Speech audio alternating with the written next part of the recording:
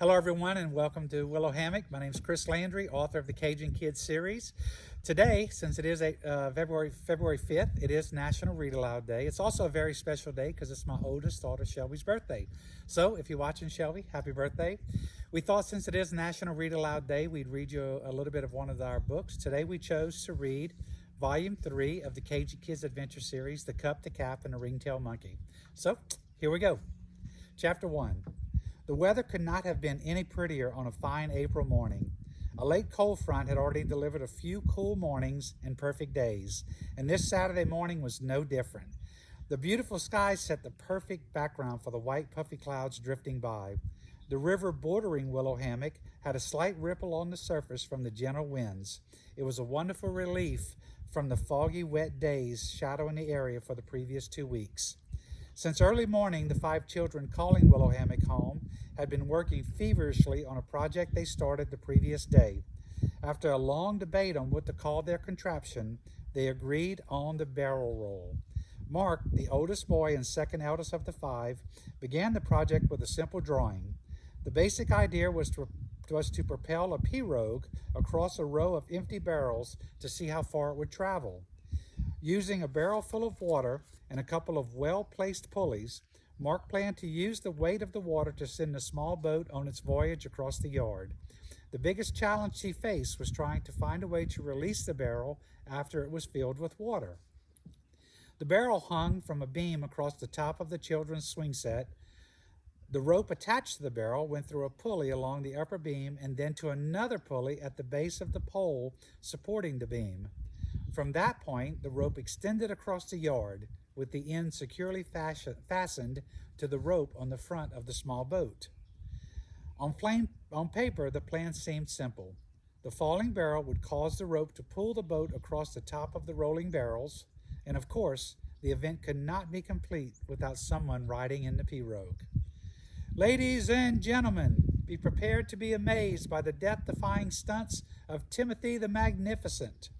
Timmy's voice echoed across the calm waters flowing in front of the houseboat. The freckle-faced lad stood in the center of the small boat, holding a rope fastened to the seat in front of him. A workman's hard hat found by the children on one of their outings sat atop the boy's head. Beth, his oldest sister, attached the oversized hat to the boy's head using duct tape. She made several neat passes under the top of the hard hat and under Timmy's chin, securely fastening it to his head.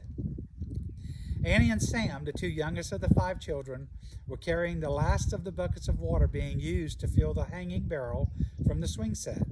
Mark, using one of his father's step ladders, carefully filled the barrel. "Are we ready yet?" Timmy yelled. "Almost," Mark answered, checking the slip knot one more time before coming down the ladder. "You're sure this is going to go as planned?" Beth asked Mark one last time. As the oldest and by far the most responsible, Beth tried to consider all that could go wrong with events like this.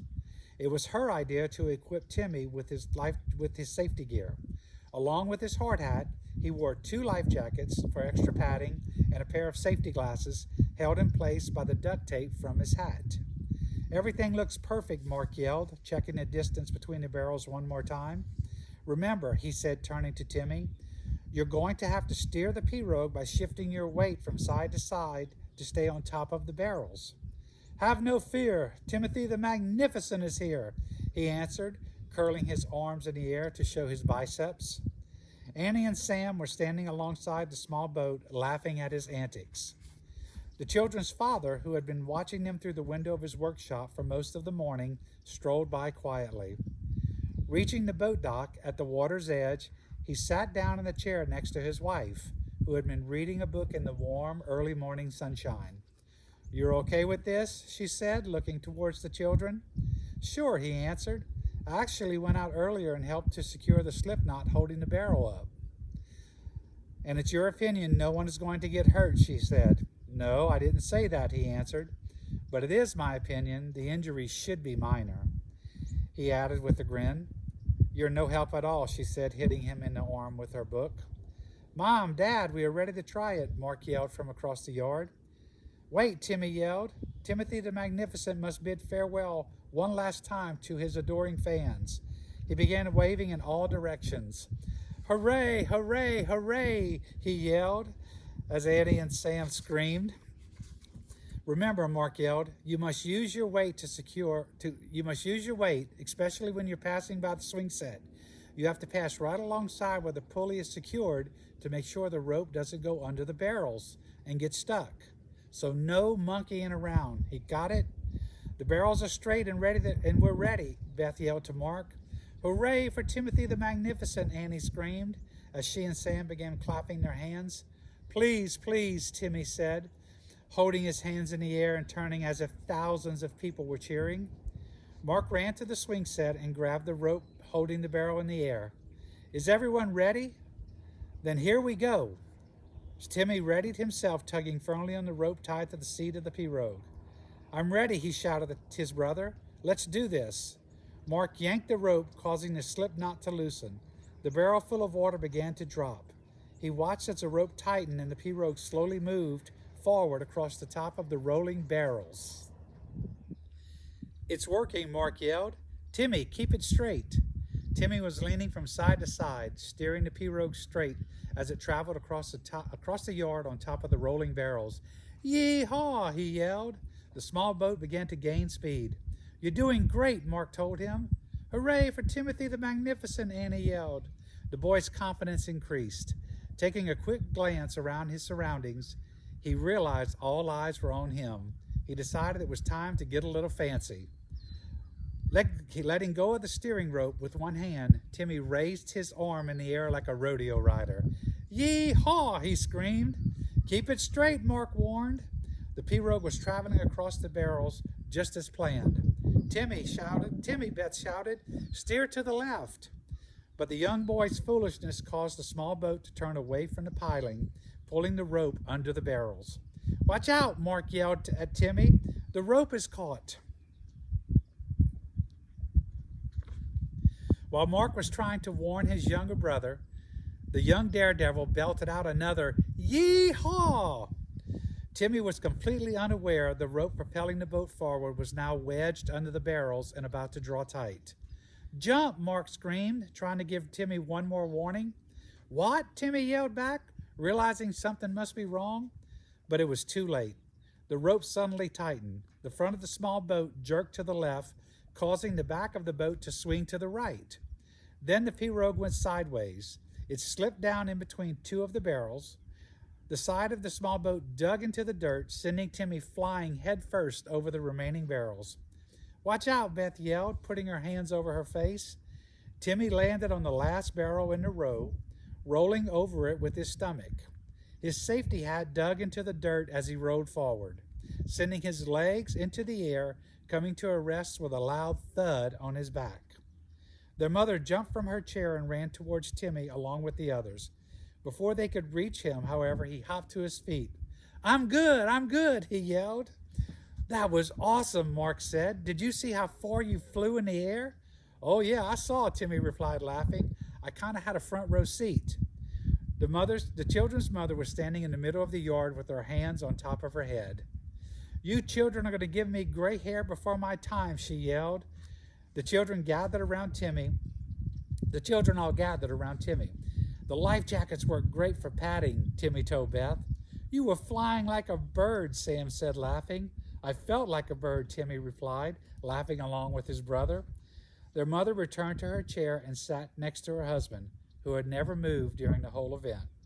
Those kids are going to give me a heart attack one day, she told him. Probably, he replied without changing his expression.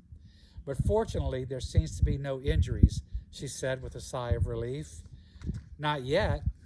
What do you mean? Her husband turned to her, smiling. They still have to remove all of that duct tape off of Timothy the Magnificent's head. Oh, goodness, she said.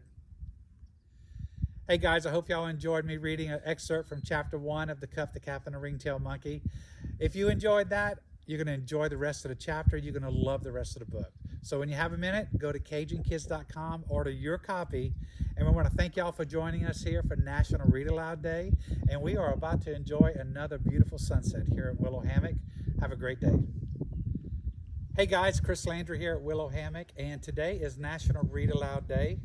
It's also a very special day. It is my oldest daughter, Shelby's birthday. So, Shelby, if you're watching, happy birthday. But today we thought, since it is National Read Aloud Day, we would maybe read a section of one of our books. Today we picked The Cup to Cap and the Ringtail Monkey. Each of our books has a unique personality. This one here was fun to write. There's a lot of humor in this book, and the first chapter is really very humorous. So I'm going to read for a few minutes and kind of share a little bit of the first part of the book with you. So if you're ready, here we go. Chapter 1. The weather could not have been any prettier on a fine April morning. A late cold front had already delivered a few cool mornings and perfect days, and this Saturday morning was no different.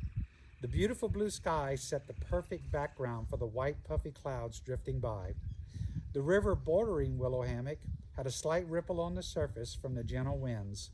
It was a wonderful relief from the foggy, wet days shadowing the area for the previous 2 weeks. Since early morning, the 5 children... Hello everyone, today is February 5th. It is National Read Aloud Day. It's also a very special day. It is my oldest daughter, Shelby's birthday. So, Shelby, if you're watching, happy birthday. Today we thought, since it is National Read Aloud Day, we were going to read a little bit from one of our books.